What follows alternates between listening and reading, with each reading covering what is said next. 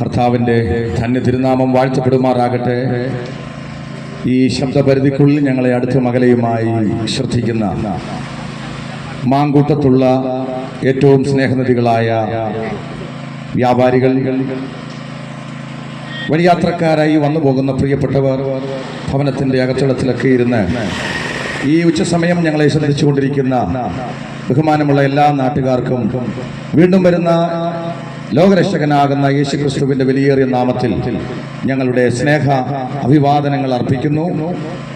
പ്രത്യേകിച്ച് IPC Hebron church Ezhamkulam സഭയുടെയും അതുപോലെ തന്നെ VR1 ഇൻ ജീസസ് ക്രൈസ്റ്റ് എന്ന ഈ ഗോസ്പൽ മിനിസ്ട്രീസ് ചെന്നിത്തല ആസ്ഥാനമാക്കി പ്രവർത്തിക്കുന്ന ഈ സുവിശേഷീകരണ സംഘടനയുടെയും സംയുക്ത ആഭിമുഖ്യത്തിൽ മദ്യത്തിനും മയക്കുമരുന്നിനും എതിരായിട്ടുള്ള ബോധവൽക്കരണ പരിപാടിയുടെ ഭാഗമായി പ്രത്യേകിച്ച് ദൈവവചനമാകുന്ന വിശുദ്ധ തിരുവെഴുത്തിന്റെ അടിസ്ഥാനത്തിൽ, സുവിശേഷത്തിന്റെ അടിസ്ഥാനത്തിൽ ഈ വലിയ വിപത്തിന്റെ കാരണം എന്താണ്, ഇതിൽ നിന്ന് നമുക്ക് എങ്ങനെ മോചനം പ്രാപിക്കാം എന്ന ഒരു വലിയ സന്ദേശം നിങ്ങളെല്ലാവരെയും അറിയിക്കേണ്ടതിന് വേണ്ടിയാണ് ഞങ്ങൾ ഇവിടെ ആയിരിക്കുന്നത്. പ്രത്യേകിച്ച് ചില മിനിറ്റുകൾ ഞങ്ങളെ ഒന്ന് ശ്രദ്ധിക്കുവാൻ അപേക്ഷിക്കുന്നു. എന്റെ പ്രിയപ്പെട്ടവരെ, നമ്മുടെ നാട് കേരള സംസ്ഥാനം വളരെയധികം പ്രതിസന്ധിയിലൂടെ പോകുന്ന ഒരു കാലത്താണ് നമ്മൾ ജീവിക്കുന്നത്. ഇന്ത്യയിലെ മറ്റ് സംസ്ഥാനങ്ങളെ അപേക്ഷിച്ച് കേരളം എല്ലാ കൊണ്ടും ഏറ്റവും അനുഗ്രഹിക്കപ്പെട്ട പുരോഗതി കൈവരിച്ച ഒരു സംസ്ഥാനമാണ്. നമുക്ക് സാക്ഷരതയിൽ നമ്മൾ എല്ലാ സംസ്ഥാനങ്ങളെക്കാളും മുമ്പിലാണ്. അതുപോലെ തന്നെ മെഡിക്കൽ രംഗത്ത്, ആരോഗ്യ രംഗത്ത് നമ്മൾ ഏറ്റവും മുമ്പിലാണ്. മറ്റ് പല സംസ്ഥാനങ്ങളിലും അപേക്ഷിച്ച് ചികിത്സാ രംഗത്ത്, ആരോഗ്യ രംഗത്ത് മുൻപന്തിൽ നിൽക്കുന്ന ഒരു സംസ്ഥാനമാണ് നമ്മുടെ സംസ്ഥാനം. ബുദ്ധി കൊണ്ടും അറിവ് കൊണ്ടും മിടുക്ക് കൊണ്ടും മെച്ചമായ സംസ്ഥാനം. ലോകത്തിലെ ഏത് വൻകിട കമ്പനികൾ നോക്കിയാലും അതിന്റെയൊക്കെ തലപ്പത്ത് ഒരു മലയാളി കാണും. കാരണം മലയാളി ഭയങ്കര ബുദ്ധിയുള്ളവനാണ്, കഴിവുള്ളവനാണ്, മിടുക്കനാണ്. പക്ഷേ ഇത്ര കഴിവും അറിവും മിടുക്കും വൈഭവമുള്ള മലയാളി ഇന്ന് എന്താണ് അവർക്ക് സംഭവിച്ചിരിക്കുന്നത്? നമുക്കറിയാം, ഈ കാലങ്ങളിൽ നാം പരിശോധിച്ചാൽ നമ്മുടെ സംസ്ഥാനം വല്ലാതെ സാമൂഹ്യപരമായി തകർന്നിരിക്കുന്ന ഒരു പശ്ചാത്തലത്തിലാണ്. അതിന് പ്രധാനപ്പെട്ട കാരണം വില്ലനായി നിൽക്കുന്നത് മദ്യത്തിന്റെയും മയക്കുമരുന്നിന്റെയും ഉപയോഗമാണ്. നമുക്കറിയാം, ഏറ്റവും കൂടുതൽ മദ്യം ഉപയോഗിക്കുന്ന സംസ്ഥാനമാണ് നമ്മുടെ കേരള സംസ്ഥാനം, അല്ലെ? ഏറ്റവും കൂടുതൽ ആളുകൾ മദ്യം കുടിച്ചു തീർക്കുന്ന സംസ്ഥാനമാണ് കേരള സംസ്ഥാനം. മദ്യത്തിന്റെ വിപത്തിനപ്പുറമായി ഈ കാലഘട്ടങ്ങളിൽ ഏറ്റവും വലിയ വിപത്തായിരിക്കുന്നത് രാസലഹരിയാണ്.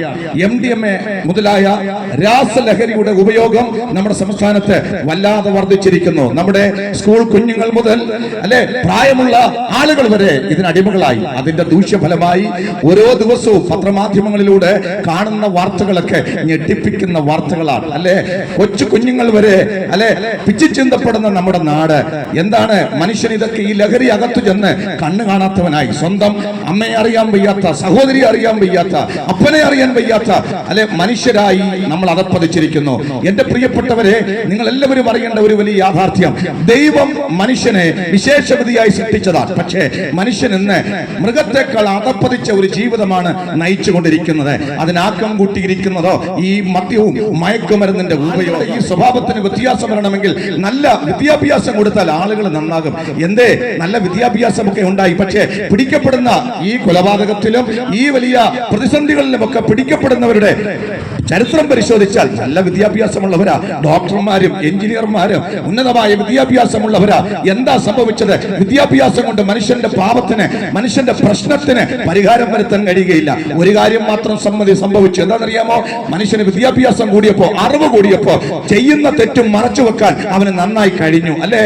അവന്റെ കുറ്റം മറച്ചു വെച്ച് ആരും അറിയാതെ തെറ്റ് ചെയ്യുവാൻ മനുഷ്യന് കഴിഞ്ഞു എന്നുള്ളതാണ് വിദ്യാഭ്യാസം കൊണ്ടുണ്ടായ ഒരു വലിയ നേട്ടമായി ഞാൻ മനസ്സിലാക്കുന്നത്. അപ്പോൾ ആളുകൾ പറഞ്ഞു, വിദ്യാഭ്യാസം കൊണ്ട് മാറത്തില്ലെങ്കിൽ നമുക്കൊരു കാര്യം ചെയ്യാം, നല്ല ശിക്ഷ കൊടുത്താൽ മതി, ആളുകൾ നന്നാവും. ഞങ്ങളൊക്കെ പറയാറുണ്ട്, അല്ലെ? അങ്ങ് മിഡിൽ ഈസ്റ്റിലൊക്കെ ഉള്ളതുപോലെ ആളുകൾ തെറ്റ് ചെയ്താൽ അത്തരത്തിലുള്ള ശിക്ഷ കൊടുക്കണം, കൈവെട്ടണം, കാലുവെട്ടണം, തലവെട്ടണം. പക്ഷേ ഞാൻ നിങ്ങളോട് പറയട്ടെ, ഈ പറയുന്ന മിഡിൽ ഈസ്റ്റിലൊക്കെ പോയിട്ടുള്ളവരും അവിടെയുള്ളവരൊക്കെയാ, എന്റെ കൂടെ നിൽക്കുന്നവരെ, അവധിക്ക് വന്നവരൊക്കെയാ, അവരോട് നിങ്ങളൊന്ന് ചോദിച്ചാൽ മനസ്സിലാകും. ഇത്ര വലിയ ശിക്ഷയുള്ള നാടൊക്കെയാ, ഇത്ര വലിയ കുറ്റകൃത്യത്തിന് വലിയ ശിക്ഷ കൊടുക്കും. പക്ഷേ അവിടെ എത്ര പേര് നന്നായിട്ടുണ്ട്? രഹസ്യമായി തെറ്റ് ചെയ്യുന്നവരെ പലരും പിടിക്കപ്പെടാത്തത് കൊണ്ടാ. നമ്മുടെ നാട്ടിലും അതല്ലേ, ഒരു ശിക്ഷ കൊണ്ട് ഒരു കുറ്റകൃത്യത്തിന് പരിഹാരം വരത്തില്ല. നമ്മുടെ ജയിലുകളൊക്കെ നിറഞ്ഞിരിക്കുക.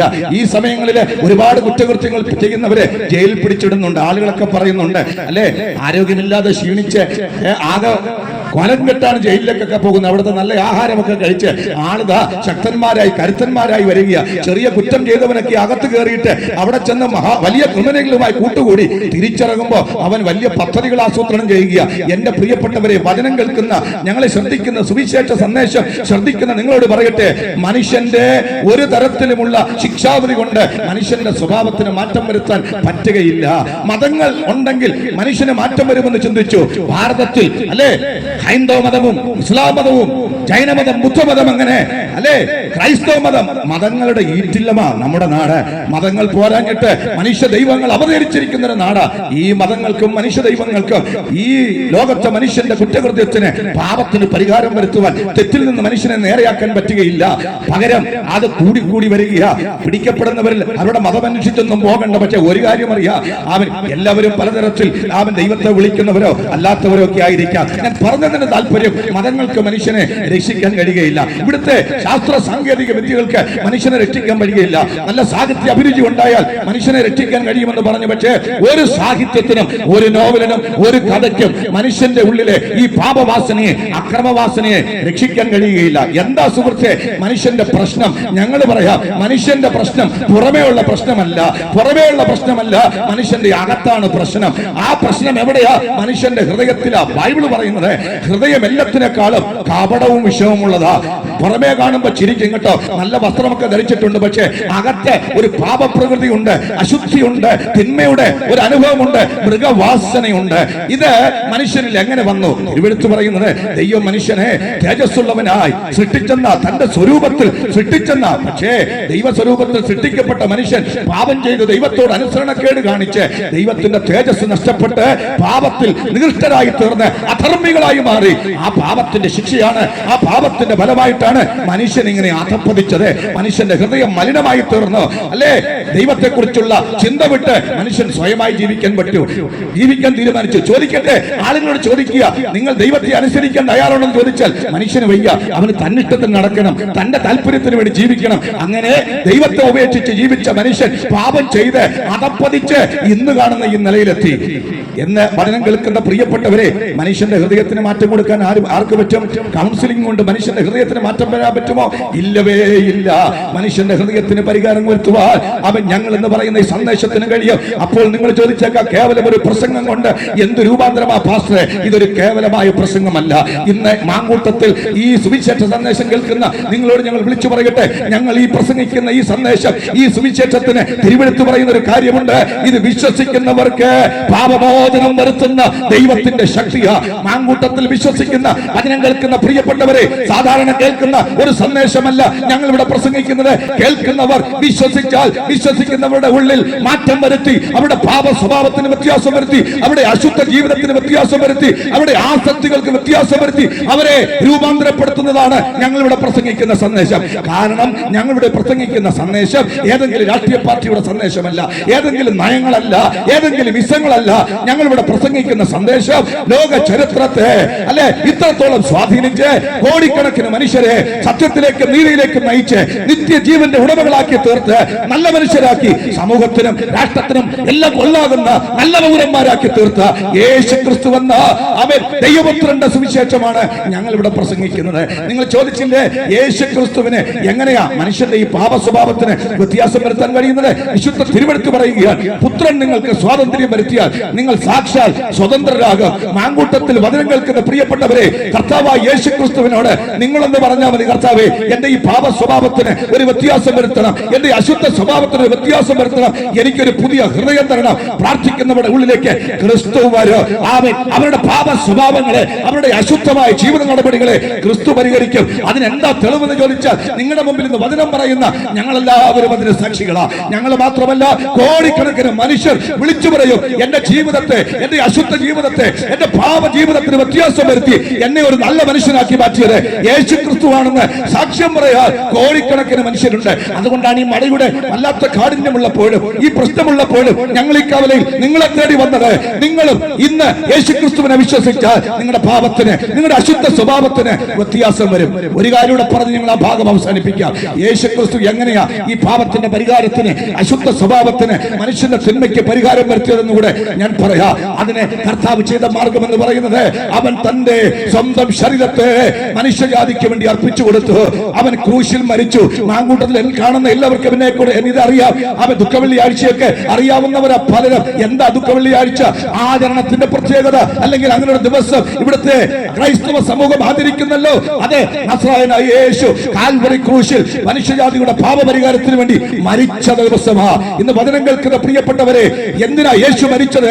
ബൈബിൾ പറയുന്നു, പാപത്തിന്റെ ശമ്പളം മരണമാ. പാപം ചെയ്ത സകല മനുഷ്യരും മരിക്കണം. അത് കേവലം ശാരീരിക മരണമല്ല, അതിനപ്പുറം ദൈവത്തിൽ നിന്ന് അകന്ന് നിത്യമരണമാ.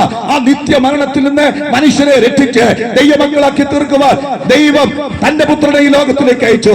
അവൻ മനുഷ്യന്റെ പാപങ്ങളുടെ പരിഹാരത്തിന് വേണ്ടി ക്രൂശിൽ മരിച്ചു. അവൻ മരിച്ചെന്ന് മാത്രമല്ല, അവൻ മരിച്ച കർത്താവിനെ അടക്കി ഇന്ന് ഈ ലോകത്തിലേക്ക് അവൻ ജീവിച്ചിരിക്കുന്ന എല്ലാവരും തിരിച്ചറിയുന്ന ഒരു യാഥാർത്ഥ്യമുണ്ട്. നമുക്ക് മുന്നേ ജീവിച്ചിരുന്ന കോടിക്കണക്കിന് മനുഷ്യർ മരിച്ചു, മഹാന്മാര് മരിച്ചു, ശ്രേഷ്ഠന്മാര് മരിച്ചു. പക്ഷേ മരിച്ചവിടെ എല്ലാവരുടെ കല്ലറ അടഞ്ഞു കിടക്കുമ്പോ മരണത്തെ ജയിച്ച് മൂന്നാം ദിവസം നമ്മുടെ കർത്താവായ യേശു ഉയർത്തെഴുന്നേറ്റു. ഈ മാങ്കൂട്ടം കവലയിൽ ഞങ്ങൾ വിളിച്ചു പറയുന്നു. ഞങ്ങൾ എന്തിനാ ഇങ്ങനെ ആവേശത്തോടെ യേശുവിനെ കുറിച്ച് പറയുന്നത്? അവൻ മരിച്ച് മൺമറഞ്ഞു പോയൊരു ദൈവമല്ല, പാപത്തിന്റെ പരിഹാരം ഉണ്ടാക്കി കാൽവറിയിൽ മരിച്ച കർത്താവ് മരണത്തെ ജയിച്ച് പാതാളത്തെ ജയിച്ച് ഉയർത്തെഴുന്നേറ്റു. ഇന്ന് ഈ സന്ദേശം ഇവിടെ പറയുമ്പോ ഉയർത്തെഴുന്നേറ്റ ക്രിസ്തുവിനെ കുറിച്ച് ഞങ്ങൾ പറയുമ്പോ ഈ യേശു ഇന്ന് ജീവിക്കുന്ന ദൈവമാണ്. മാങ്കൂട്ടത്തിൽ വചനം കേൾക്കുന്ന പ്രിയപ്പെട്ടവരെ, നിങ്ങളോട് വിളിച്ചു പറയട്ടെ, ഈ യേശു ക്രിസ്തു വസിക്കുന്നത് ഏതെങ്കിലും അമ്പലത്തിലോ ഏതെങ്കിലും പള്ളിയിലോ ഏതെങ്കിലും മനുഷ്യനിർമ്മിതമായ സ്ഥലത്തല്ല. ഞാൻ നേരത്തെ പറഞ്ഞില്ലേ, മനുഷ്യന് രൂപാന്തരം വരുത്താൻ പറ്റുന്നത് അവൻ വരേണ്ടത് ഹൃദയത്തിലാണെങ്കിൽ ആ ഹൃദയത്തിനകത്ത യേശു വസിക്കുന്നത്. അവിടെ വസിക്കാനാ യേശു ആഗ്രഹിക്കുന്നത്. അവൻ ഇവിടെ സാക്ഷ്യം പറയാൻ ഞങ്ങൾ എല്ലാവരും ഉണ്ട്. ഞങ്ങൾ ഇതുപോലെ പണ്ട് പാപത്തിൽ ജീവിച്ചതാ, പക്ഷേ ഞങ്ങളുടെ ഹൃദയത്തിനകത്തേക്ക് യേശു വന്നു. പ്രിയപ്പെട്ടവരെ, ഞങ്ങൾ നിങ്ങളോട് പറയുന്നു, യേശു ക്രിസ്തുവിനോട് നിങ്ങൾ പറഞ്ഞാൽ മതി. രക്ഷ എന്ന് പറയുന്നത് ഇത് വിശ്വാസത്താൽ പ്രാപിക്കുന്നതാ. ഇന്ന് ഈ തിരുവെടുത്ത് കൊണ്ട് എന്താ ഉണ്ടാകുന്ന മെച്ചം? യേശു ക്രിസ്തു ദൈവപുത്രനാണെന്നും അവിടുന്ന് ലോകത്തിലേക്ക് വന്നെന്നും പാപികളായ മനുഷ്യന്റെ പാപത്തിന്റെ മോചനത്തിന് വേണ്ടി മരിച്ചുവെന്നും അവിടുന്ന് അടക്കപ്പെട്ടുവെന്നും ഉയർത്തെഴുന്നേറ്റുവെന്നും ഹൃദയത്തിൽ വിശ്വസിക്കുന്നവരുടെ ഹൃദയത്തിലേക്ക് യേശു കടന്നു വരും. യേശു ഒരു വ്യക്തിയുടെ ഹൃദയത്തിൽ കടന്നു വന്നാൽ തിരുവെടുത്ത് പറയുന്നു, ഒരുവൻ ക്രിസ്തുവിലായാൽ അവൻ പുതിയ സൃഷ്ടിയാകുന്നു. ഇവിടുത്തെ നിയമം കൊണ്ട് മാറ്റാൻ പറ്റാത്തത്, ഇവിടുത്തെ ശിക്ഷ കൊണ്ട് മാറ്റാൻ പറ്റാത്തത് മനുഷ്യ ഹൃദയത്തിൽ രൂപാന്തരം നൽകി, അല്ലേ, സമൂഹത്തിനും രാജ്യത്തിനും കൊള്ളാവുന്ന ഒരു പൗരനായി ഒരു വ്യക്തിയെ തീർക്കുവാൻ യേശു ക്രിസ്തുവിന് കഴിയും. യേശു ഉള്ളിലേക്ക് വരണം. എങ്ങനെയാ യേശു ഉള്ളിലേക്ക് വരുന്നത്? എന്താ അതിനുള്ള മാർഗം? വിശ്വാസമാണ്. വിശ്വാസത്തോടെ നിങ്ങൾ പറയണം, യേശുവേ, ഞാനൊരു പാപിയാണ്, ഞാനത് വിശ്വസിക്കുന്നു. എന്റെ പ്രയത്നം കൊണ്ട്, എന്റെ ഒരു പ്രവൃത്തി കൊണ്ടും എനിക്ക് സ്വർഗത്തിൽ പോകാൻ പറ്റുകയില്ല, എന്റെ സ്വഭാവത്തിന് വ്യത്യാസം വരുത്താൻ പറ്റുകയില്ല. യേശുവെ, ഞാൻ അങ്ങിൽ വിശ്വസിക്കുന്നു. അങ്ങ് എന്റെ ഹൃദയത്തിലേക്ക് വരണമേ, എന്റെ ഹൃദയത്തിന്റെ കർത്താവായിരിക്കണമെന്ന് ആത്മാർത്ഥമായി പ്രാർത്ഥിച്ചാൽ നിങ്ങളുടെ ഹൃദയത്തിലേക്ക് യേശു വരും. യേശു വന്നാൽ നിങ്ങൾ ആളുമാറിയവരെ പോലെയാകും. ഞങ്ങളെല്ലാം അങ്ങനെ ആളുമാറിയവരാ. എന്തിനെങ്ങനെ മാറിയെന്നറിയാമോ? അതിന്റെ കാരണം ഞങ്ങൾ പറയാ, ഇവിടെ എന്തെങ്കിലും നേടിയെടുക്കാൻ വേണ്ടിയല്ല. അതിനപ്പുറം ഈ ലോകത്തെ എത്ര നാൾ ജീവിച്ചാല് ഈ ലോകത്തിലെ ജീവിതം താൽക്കാലികമാ, മരണം കൊണ്ട് അവസാനിക്കുന്ന ഒരു ജീവിതമാ ഈ ലോകത്തിലെ സകല മനുഷ്യർക്ക്. എന്നാൽ യേശു ക്രിസ്തു ഇങ്ങനെ പറഞ്ഞു, എന്നിൽ വിശ്വസിക്കുന്നവൻ മരിച്ചാലും ജീവിക്കോ, മരണം കൊണ്ട് അവസാനിക്കുന്ന ഒരു ജീവിതത്തിന് വേണ്ടിയല്ല യേശുവിനെ സേവിക്കാൻ ഇറങ്ങി തിരിച്ചത്. ഡോളർ കിട്ടാനല്ല, അല്ലെ, കുറച്ച് സമ്പന്നരാകാൻ വേണ്ടിയല്ല. പകരണം അങ്ങ് നിത്യരാജ്യത്തില് യേശു ക്രിസ്തുവിനോട് കൂടെ ഒരു നിത്യ ജീവിതത്തിന് വേണ്ടിയാ ഞങ്ങൾ ഈ സന്ദേശം വിശ്വസിച്ച് യേശുവിനെ സ്വീകരിച്ചത്. എന്റെ പ്രിയപ്പെട്ടവരെ, മരണം കൊണ്ട് അവസാനിക്കുന്ന ഒരു ജീവിതത്തിന് വേണ്ടിയല്ല, അതിനപ്പുറം നിത്യതയ്ക്ക് വേണ്ടി ഒരുങ്ങുവാൻ വേണ്ടിയാണ് യേശു ക്രിസ്തു വന്നത്. യേശു പറഞ്ഞു, ഞാൻ നിങ്ങൾക്ക് സ്ഥലമൊരുക്കാൻ പോകുന്നു. ഞാൻ പോയി നിങ്ങൾക്ക് സ്ഥലമൊരുക്കുക, ഞാൻ ഇരിക്കുന്നിടത്ത് നിങ്ങളും ഇരിക്കേണ്ടതിന് പിന്നെയും വന്ന് നിങ്ങളെ എന്റെ അടുക്കൽ ചേർത്തുകൊള്ളു. ഉയർത്തെഴുന്നേറ്റ കർത്താവ് ഇന്ന് സ്വർഗത്തിലേക്ക് കയറിപ്പോയിട്ടുണ്ട്.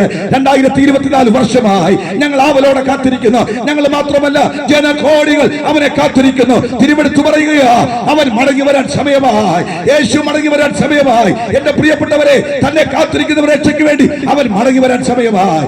ഇന്ന് ഒരുപക്ഷെ നിങ്ങളുടെ മരണം സംഭവിച്ചേക്കാം, അല്ലെങ്കിൽ യേശുക്രിസ്തുവിന്റെ മടങ്ങി വരവ് സംഭവിച്ചേക്കാം. ഈ കാലങ്ങളിൽ അത് സംഭവിക്കുമെന്ന് ഞങ്ങൾ വിശ്വസിക്കുന്നു. യേശുവിന്റെ വരവിന് മുന്നോടിയായിട്ടുള്ള അത്ഭുതങ്ങൾ, അടയാളങ്ങൾ കർത്താവ് പറഞ്ഞതൊക്കെ നടന്നുകൊണ്ടിരിക്കുന്നു. ഞാൻ വിശദീകരിക്കുന്നില്ല. ഒറ്റ കാര്യം സുഹൃത്തെ, നിങ്ങളുടെ മരണത്തിന് മുമ്പ്, കർത്താവിന്റെ മടങ്ങി വരവിന് മുമ്പ് യേശുവിനെ സ്വന്തം രക്ഷിതാവും കർത്താവുമായി സ്വീകരിച്ചാൽ അവനോടൊപ്പം നിത്യജീവിതം യുഗായുഗം ജീവിക്കാൻ പറ്റും. അതാണ് നിത്യജീവന്റെ സുവിശേഷം. ഈ സന്ദേശം കേട്ട് വിശ്വസിച്ച് ദൈവമക്കളായി തീർന്ന് നിത്യതയിൽ ജീവിക്കുവാൻ ദൈവത്തിന്റെ ആത്മാവ് മാങ്കൂട്ടത്തുള്ള എല്ലാ പ്രിയപ്പെട്ടവരെയും സഹായിക്കട്ടെ എന്ന് പറഞ്ഞുകൊണ്ട് ഞാൻ എന്റെ വാക്കുകളെ ചുരുക്കുന്നു. കർത്താവ് നിങ്ങൾ എല്ലാവരെയും അനുഗ്രഹിക്കുമാറാകട്ടെ.